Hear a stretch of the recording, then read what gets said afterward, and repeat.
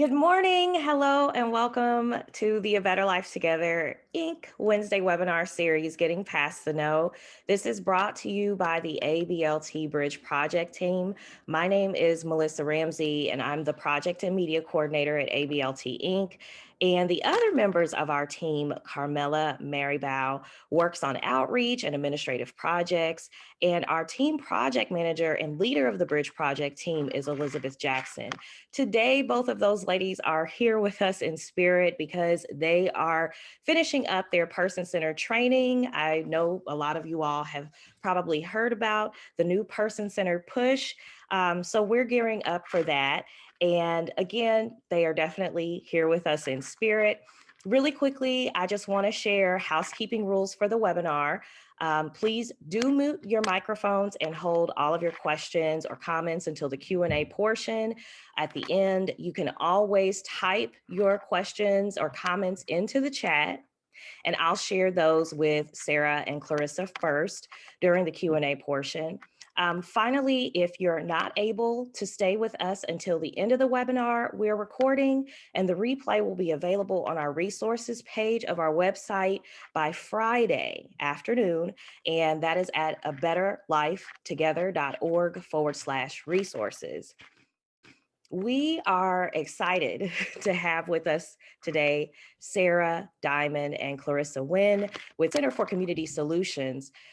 The work that Center for Community Solutions has been doing for more than 5 decades at this point is very near and dear to my heart. The individuals that they advocate for have experienced some of the same circumstances that I myself have experienced. So I thought that it was a wonderful, wonderful idea to have them to share how they've been advocating for those 5 decades for these individuals that experience that type of violence in relationships, for the children that they've been working with. And again, it's very important that people like me, people like the people that they're serving, know that there's advocacy and support out there for them. So again, I am super excited to have Sarah and Clarissa with us today. I'm looking forward to seeing and hearing what they have to share. For those of you that can, we're going to do a Kova Clap. And what a Kova Clap is when this hand doesn't touch this hand, but you're clapping, but you can just wave. So we're going to welcome Sarah and Clarissa. Sarah, you're welcome to take it away. Great. Thank you so much for having us here. We are very excited. I'll go ahead and share my slides. Please let me know that you can see them. Great. Okay. So hi, my name is Sarah Diamond. My pronouns are she, her, hers, and I am the lead prevention and community engagement specialist at Center for Community Solutions. And I'm joined here by my colleague who will introduce herself. Hello, everyone. My name is Clarisa, pronouns she, her, hers, and I'm with the counseling department specifically with our CHAP program, and you'll be hearing from me towards the end. Great. And so just to give a little bit of a background of what Center for Community Solutions is, we are a nonprofit that serves, that provides intervention and prevention services for intimate partner violence and sexual assault throughout the city of San Diego, and then a good chunk of San Diego County. And we'll talk about where all of our offices are. But to get us started, I think it's really helpful to kind of know what our mission is and what our vision is as an organization. Our mission is to end relationship and sexual violence by being a catalyst for caring communities and social justice. And our vision is for all people to live full, free, expressive, and empowered lives in a safe, vibrant, healthy, and peaceful community. We really want to advocate for a world free of violence and to support people who are experiencing violence in their lives to get the best resources that they need. So let's talk about our locations because we're kind of all over the place. We have 3 main locations, Pacific Beach, El Cajon, and Escondido, with Pacific Beach being our administrative office. I am based out of the Pacific Beach office and Clarissa is based out of the El Cajon office, but those are our 3 main offices in the county. We are also on college campuses such as San Diego State University, San Diego City Colleges, and Southwestern city colleges. And so we have advocates who are placed on these campuses who are able to provide support to youth and students who are experiencing violence in their lives, specifically sexual violence and sometimes intimate partner violence. We have representation at the El Cajon Courthouse, the Vista Courthouse, and then we also have 2 different shelters that I'll talk about, and then residential housing or transitional housing for those who need it. And so we have a shelter in the North County region and a shelter in the East County region. And again, I'll talk more about that in a little bit, but these are our locations. We primarily serve the city of San Diego, and then like coastal inland. Northern coastal is a different rape crisis center that is able to serve people, but for northern inland and then other inland pieces of the county, we are the Rape Crisis Center and domestic violence organization in San Diego. We are the only rape crisis center in the city of San Diego, which means that we serve a lot of people. On average, I believe we serve about 20,000 individuals annually. So we are all over, and doing our best to serve and advocate for those who are experiencing violence in their lives. So what are our services? What I think is really important to know is that all of our services are free, they're completely confidential, they're multilingual, they're survivor-centered, and they are trauma-informed. And just to talk a little bit about the multilingual piece, we do have a lot of advocates who are bilingual English-Spanish, but we do have a partnership, our accessibility partnership, that we are able to call an interpretation hotline, as well as have advocates who use American Sign Language to support clients who maybe who are deaf or hard of hearing and need support with advocacy. And so we do have an interpretation line that we are able to access. But in-house, we typically have English and Spanish speaking individuals.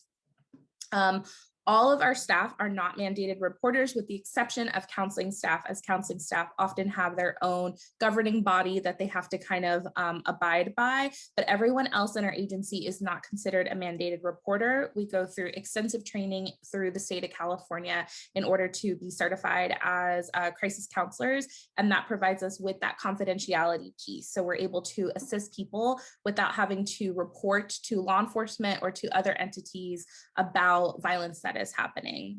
And that does include for children, depending on the role, and I'll get to that in a little bit.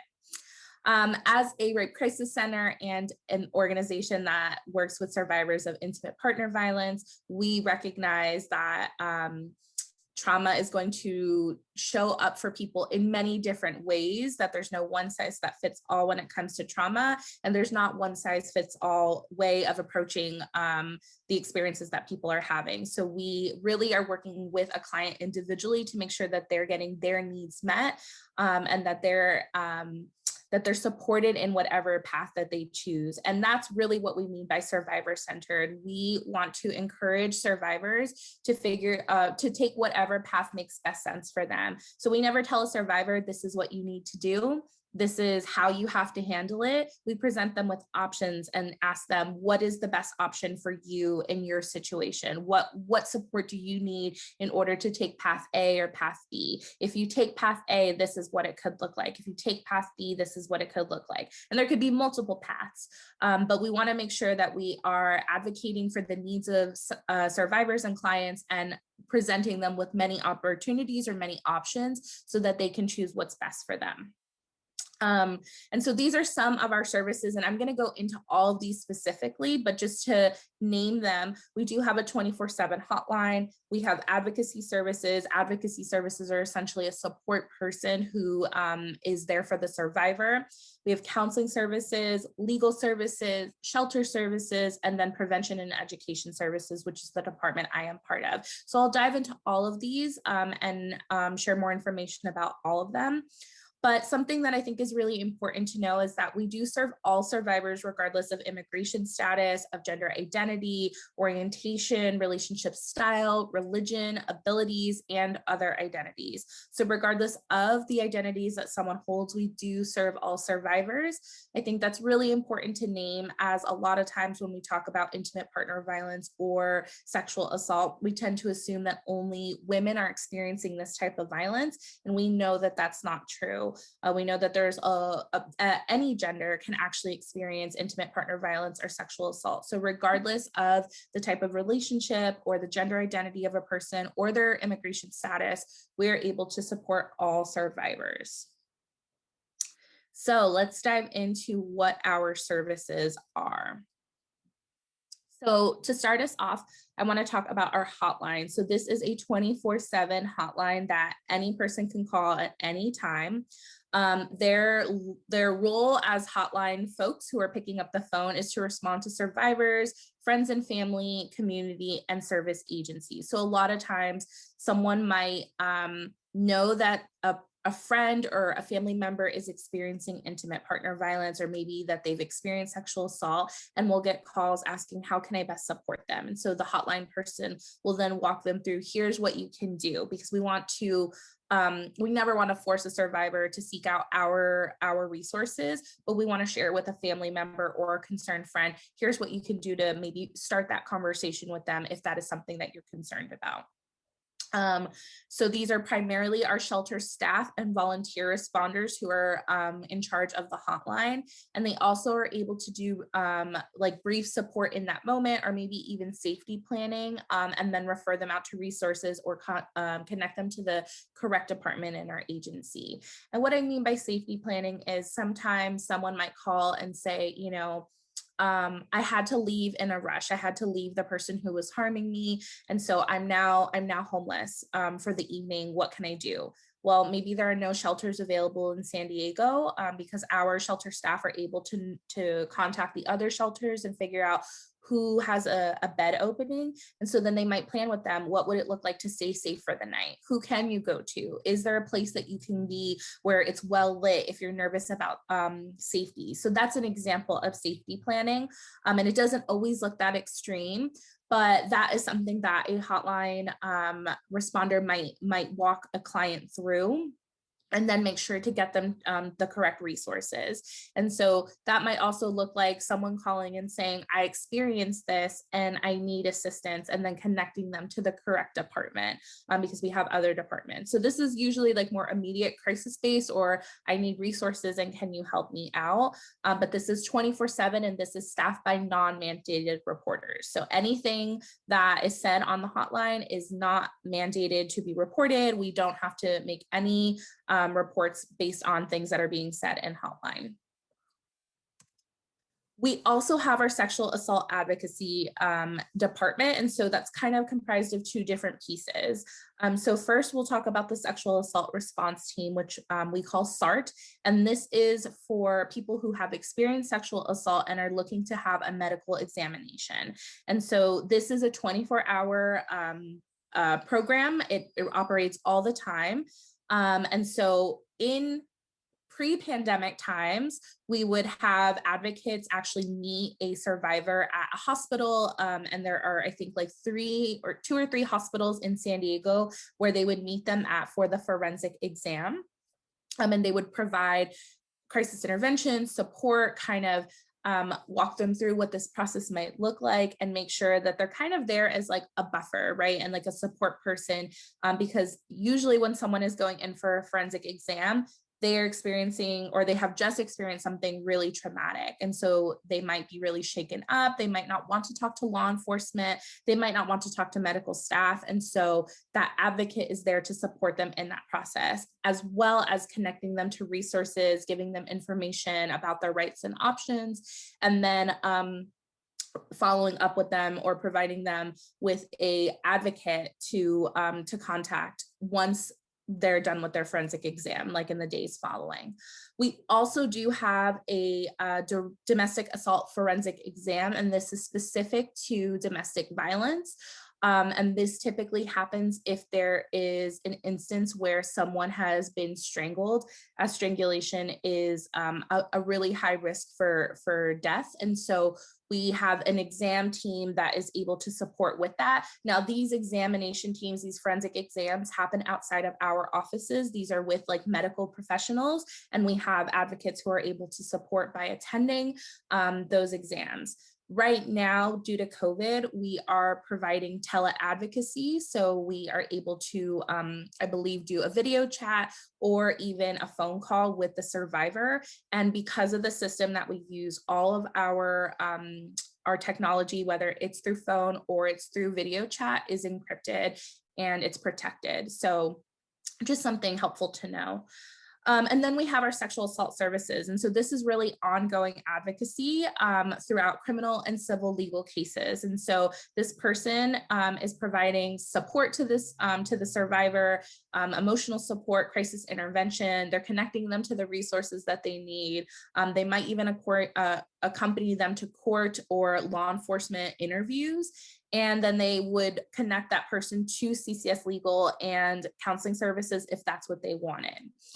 When it comes to our sexual assault services, a person does not have to undergo a forensic exam in order to access our sexual assault services. A person can access our sexual assault services at any point in time if they identify as a survivor.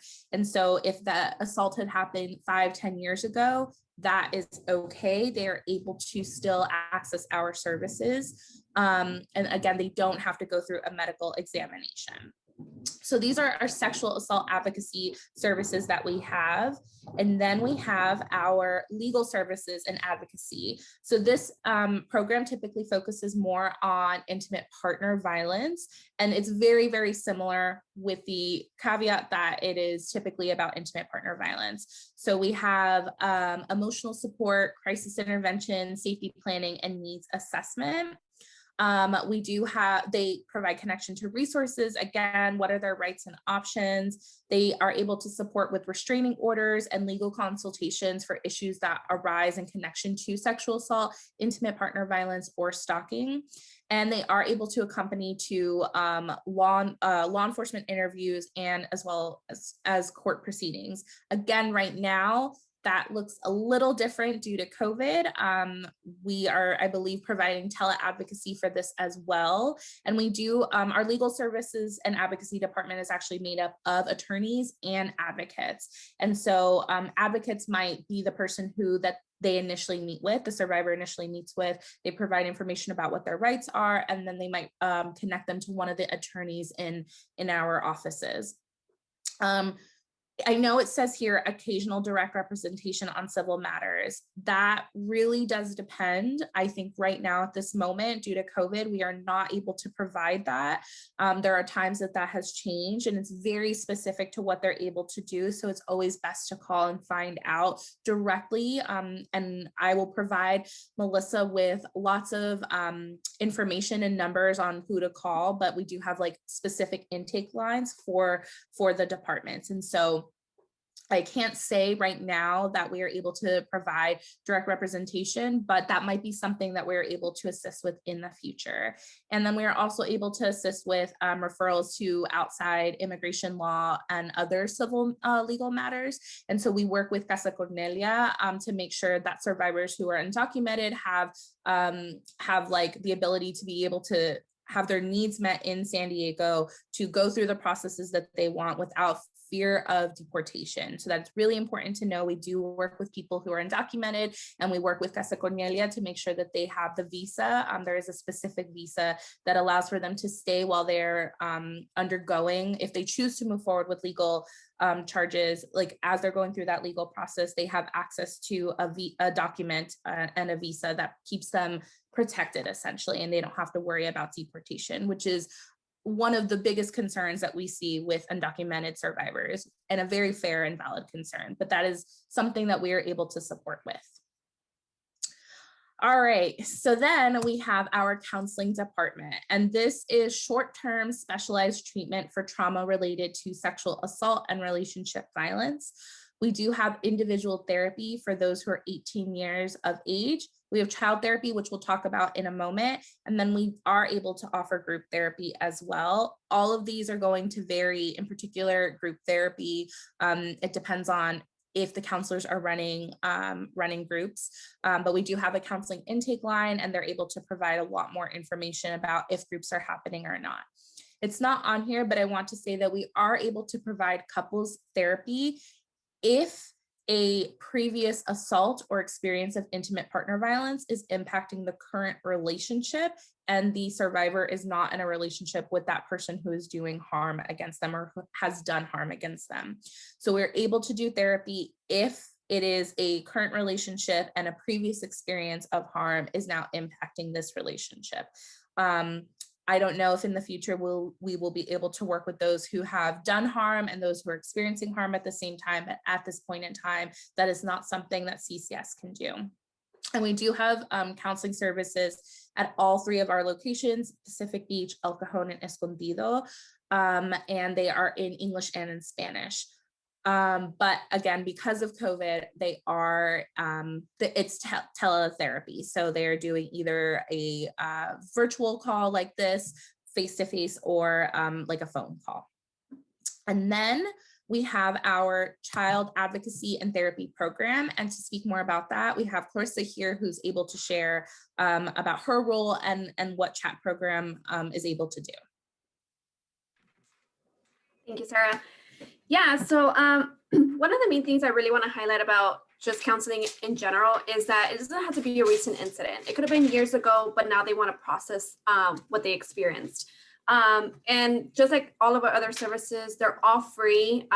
There's no really requirement other than that the symptoms are currently affecting them and they want to process. So under our CHAT program, this one is strictly focused on the minors, ages 6 to 17. Because of the nature of the age, we do want to take into consideration that for therapy services and actually advocacy services, we do allow those individuals ages 12 and older to possibly consent on their own, but it is a case-by-case basis because we do understand that sometimes the parents can be the abusers. So under our CHAT program, like Sarah mentioned, we offer therapy and advocacy, same as, you know, as CCS as a whole, we focus on those symptoms related to domestic violence or sexual abuse, emotional abuse, neglect, or witness to violent of crime. For therapy services, it is short-term therapy, so it's about 15 sessions. And again, we focus on those current symptoms. And if they do need long-term therapy, something that I like to initially do when I do get these clients is just make sure that they are informed of, you know, longer term therapy. So because it is a process, it is about a 3 to 6 month application process. I do like to get them set up with that in case if they do get approved, they can take on that benefit when they complete sessions with us. So for advocacy services, a little bit about what I do is assist with the IEP application process. Sometimes parents don't have a lot on their plate or don't really know that they may be eligible for it. So we kind of do explain that role of what the IEP may help with the children with. I also do court accompaniment. Again, this was when we were doing in person. I can do accompaniment with detective interviews. I've been to START exams. And then just like any court, whether that was restraining orders, I've had teenagers filing restraining orders against another party. And I've been able to physically stand in the front of the courtroom with them, just providing that emotional support. A little bit also what I do is providing that parent education. Sometimes parents are not ready or either the child is not ready to complete therapy services. So we kind of just give them those handouts and that education or readings that they can apply at home. And something what I really like to do is kind of meet the clients where they're at. So if they do have therapy services with us, but they're, you know, they may have a lot of other things going on, I kind of meet them where they're at and what will help them outside of the therapy. So my role is really those wraparound services, if that's referrals to housing, if that's referrals to financial, we are able to provide gift card assistance. employment, if parents are having difficulty finding employment. What else do I do? And really just giving them those resources that are needed. The most important thing with our chat program is that the client is the child. So a lot of things stay confidential between the client and the therapist or myself. And really, if we ever disclose anything to parents is when it comes to their safety, basically. I am not a mandated reporter, kind of like what Sarah mentioned. So I'm kind of like that initial process where I get all the referrals and I do the initial contact to just kind of see where they're at, give them a little bit of background about our therapy services, our mandated reporting process, because our counseling training therapists are mandated reporters.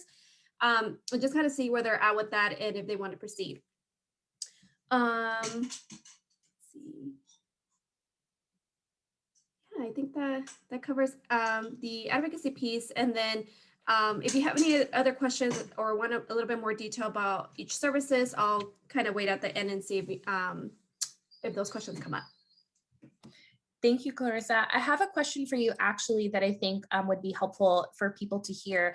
A child who is enrolled in our chat program, either receiving advocacy and or therapy, their parents or caregivers or guardians are not required, but also could be in our accessing our services at the same time, but they don't have to be, right? Correct. Yeah, they don't have to be accessing our services. And then something that we also like to, at some point, incorporate parents into the therapy sessions with the child. So we've seen that has been a really good effect on, the sessions and then the services when they are able to apply them at home. One of the other things that I quickly forgot to mention is that they don't have to be accessing both services. So if they want therapy services, they don't need to be accessing advocacy service or vice versa. And the great thing about advocacy, is that it doesn't have kind of like an expiration, like therapy services that 10 to 15 sessions. My advocacy can go up to a year. So it's really just supporting the family through the whole process because we know court can take a couple months. Again, victims of crime can take a couple months. So we like to keep them open just to make sure that we kind of reach that goal that the client has initially implemented. Thank you. And we'll make sure to provide our emails in case you want to reach out to myself or Clarisa directly if you have more questions regarding the chat program, as she is our child advocate and can answer many, many questions about the program. All right, so just a little bit about our emergency housing. As I shared, we do have 2 shelters. We have a shelter in the North County region and a shelter in the East County region.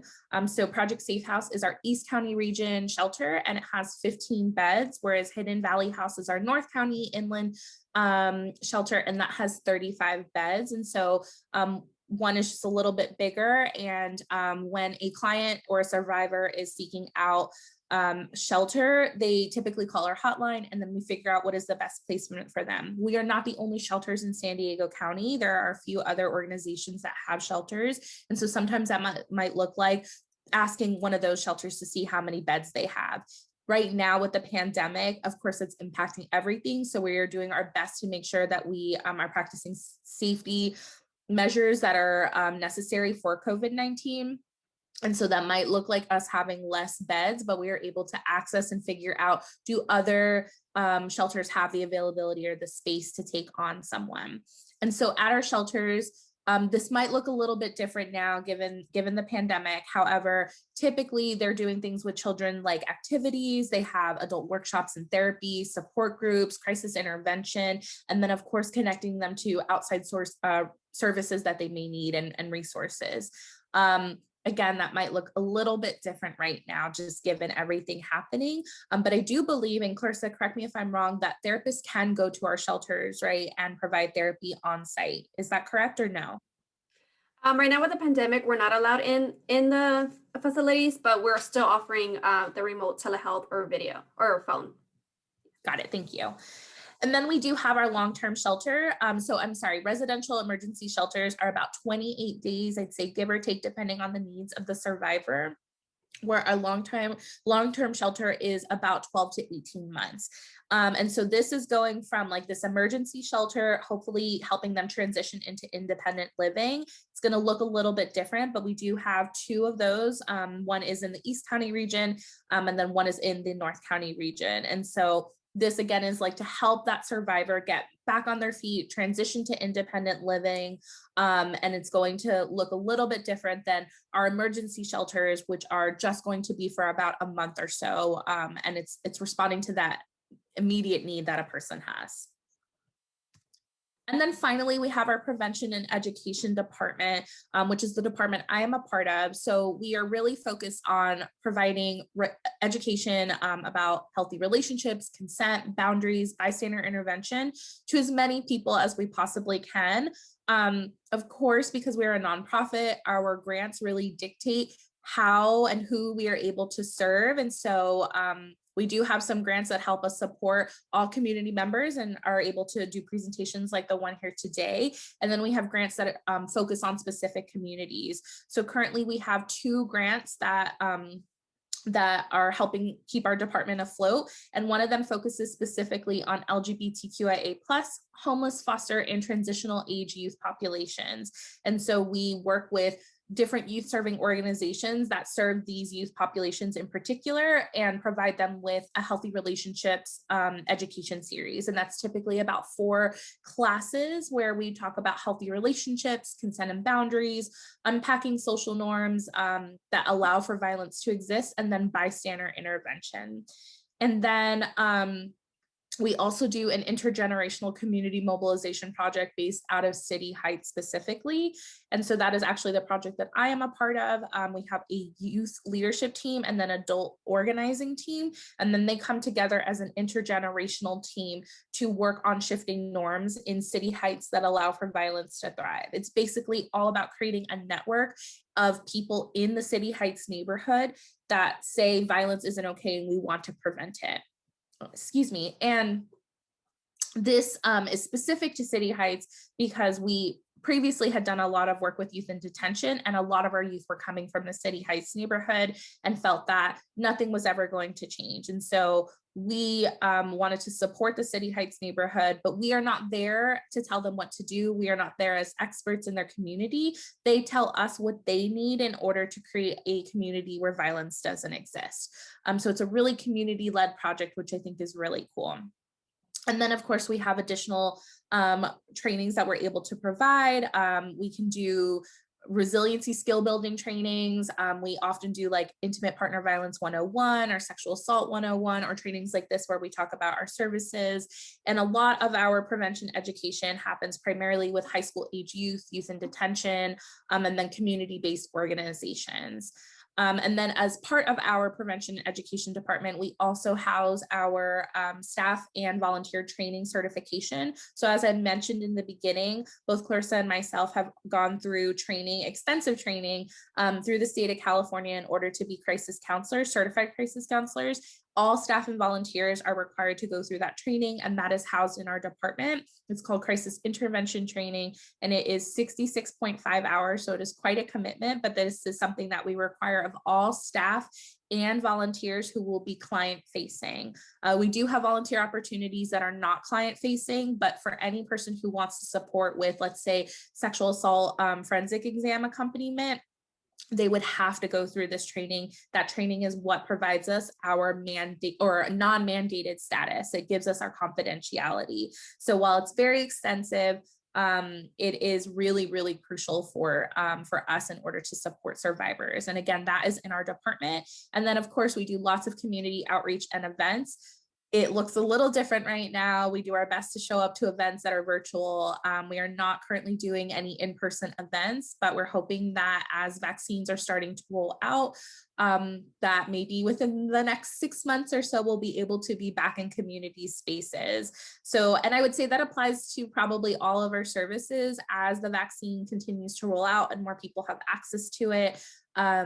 I can see that within 6 months, hopefully we will be maybe back to normal-ish, or at least have a hybrid model where we're providing some teleadvocacy or teletherapy or even teleeducation. And then maybe sometimes we're in person, just depending on the needs of the community and survivors as well. So those are all of our services. I'm just going to go ahead and put our emails up here. Again, I'm Sarah. My colleague is Clarissa. You can reach out to us. We are also going to send Melissa several different handouts so that y'all have access to it. And I can also send the slides as well. That way people have them. But at the bottom, you'll see it. We have our 24-hour hotline. And then our administrative office hours are 8:30 to 5:30, Monday through Friday. And so after those hours, they would get directed to the hotline. It would automatically transfer. So it's okay if you call any of those numbers. If you're in need of services or someone you know is in need of services, they will either end up talking to someone at our administrative office or the hotline. It will typically not go unanswered unless someone has like stepped away. And then I just want to plug our prevention Instagram. We do have a prevention Instagram at CCS_prevents, where we provide a lot of education on healthy relationships, consent, boundaries, bystander intervention, social justice issues. This is definitely an Instagram that is targeted towards youth. However, we welcome all people to follow us, but it is very youth-centered. So if you look at it, you might be like, wow, this is really bright and colorful. It is intentionally that way to draw youth's attention. So we invite you to check that out if that is of interest. And with that, I will stop talking and see if there are any questions. I did notice that the chat had lit up a few times. I'm not sure if there are any questions folks have. I can't see the chat. Thank you, Sarah and Clarissa. That was amazing. Some really, really wonderful information. I was actually the one lighting up the chat. I just wanted to share you all's website in the chat so that people could, be able to copy and paste it. I've also shared your Instagram as well in the chat. That was CCS_prevent, correct? Prevents. Prevent. PREVENTS. So plural.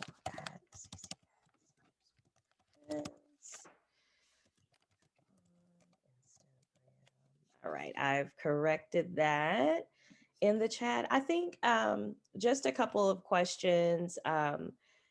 So if we are coming in contact with someone that we feel, and I'm speaking specifically about the B.R.I.G.E project, because I know I've had a couple of instances where I've reached out to parents just for the B.R.I.G.E project and to inform them their child is eligible for services for that particular collaboration with the regional center.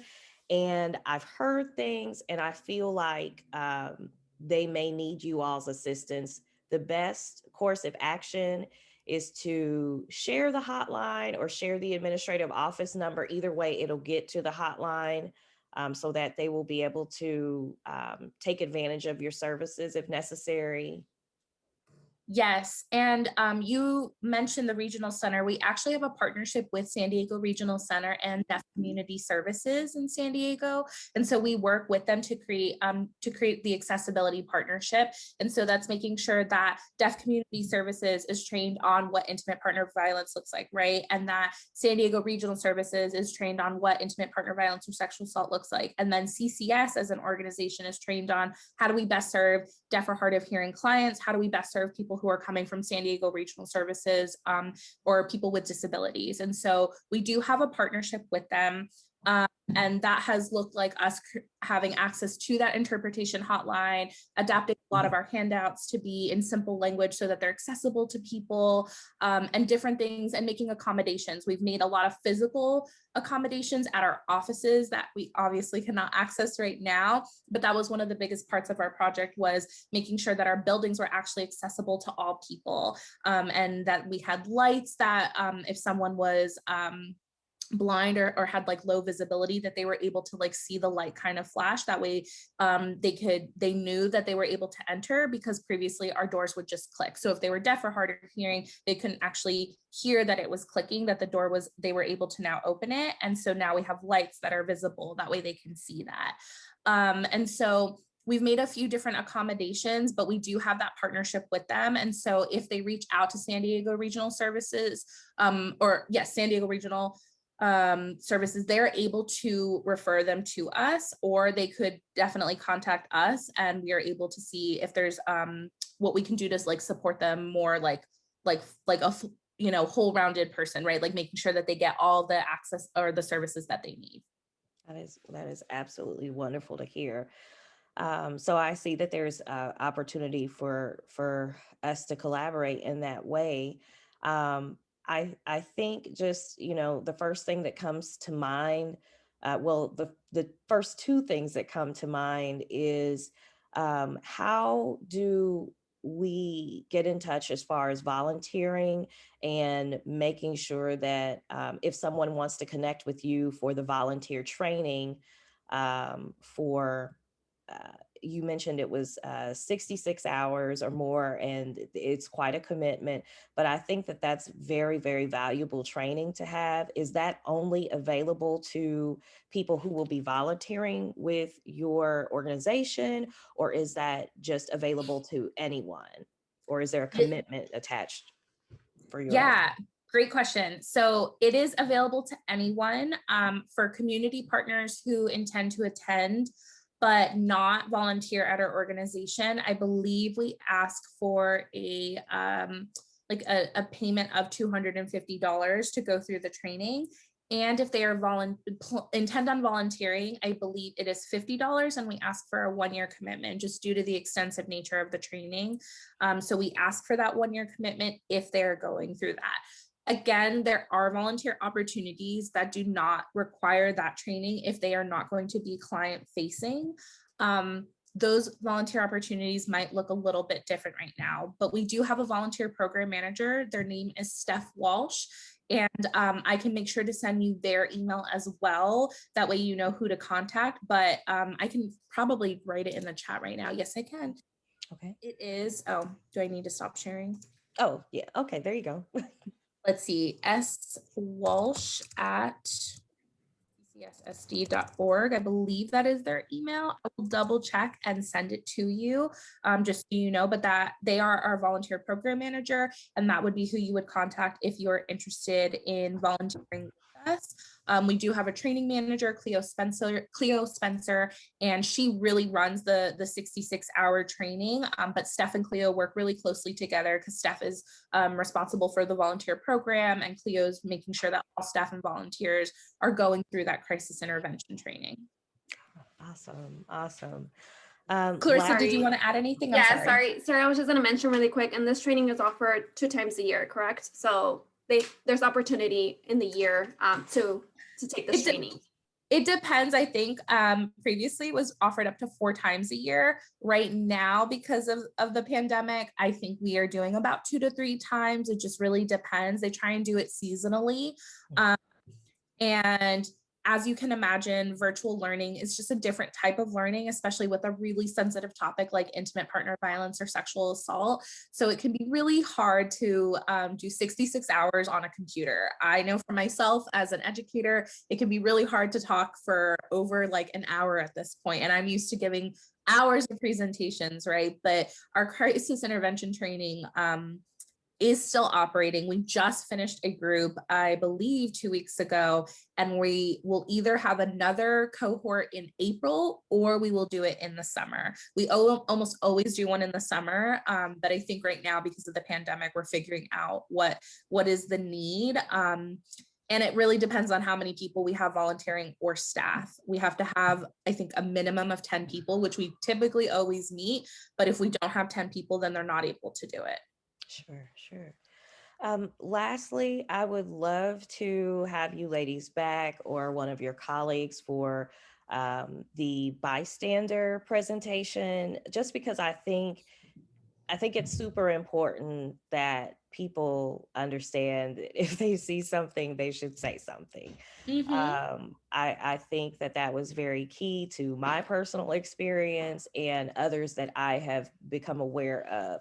It was just very crucial. So I think I would love to invite you all back for that, putting you on the spot right now while we're still on, but I would love to have you all back. And I just want to thank you all again. I don't see any more questions there in the chat. So I think that we are all wrapped up for today. Thank you so much, Sarah and Clarissa.